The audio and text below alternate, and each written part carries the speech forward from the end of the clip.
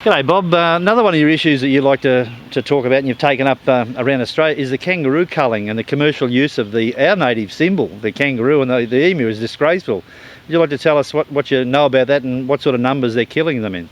Oh, Colin, as we speak now, right now, there's thousands of kangaroos being killed in this country. How can we, as decent Australians, expect overseas tourists to come to this country and witness the world's largest wildlife slaughter? You know, yeah. People go on about other countries not looking after their wildlife. Mate, we are the worst in the world. We conduct, with the government's consent, the world's largest wildlife slaughter, and we actually do it cruelly. Do you know how they dispose of the joeys of these? No, how do they kill the little baby ones? These are tiny little buggers. These are the tiny little fellas. Some of them have just got fur. Some of them are still. They pull them out of the pouch. They pull them out of the pouch really roughly, and the government's accepted method is to cut their head off. What, just decapitate them? Just decapitate them. And we actually have footage of them stamping on the head of the joey with their feet. Unbelievable. That is an accepted practice.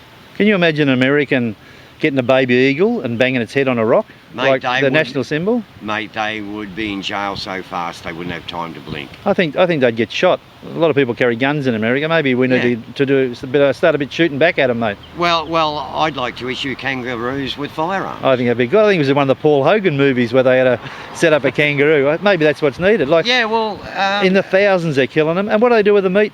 Oh, well, the meat, you know, the meat is then processed. But can you imagine eating kangaroo meat, Colin? Let's face it.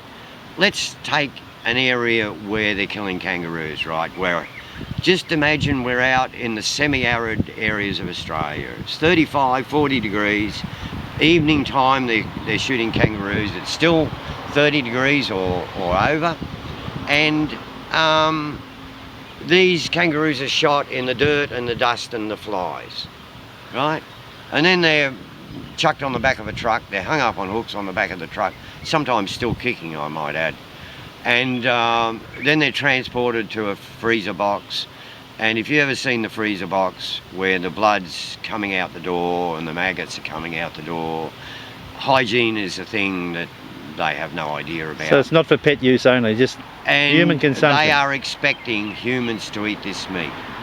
Unbelievable, Bob. Can you believe that? It's hard to believe. Yeah. But you've seen it, you've got the footage. I have.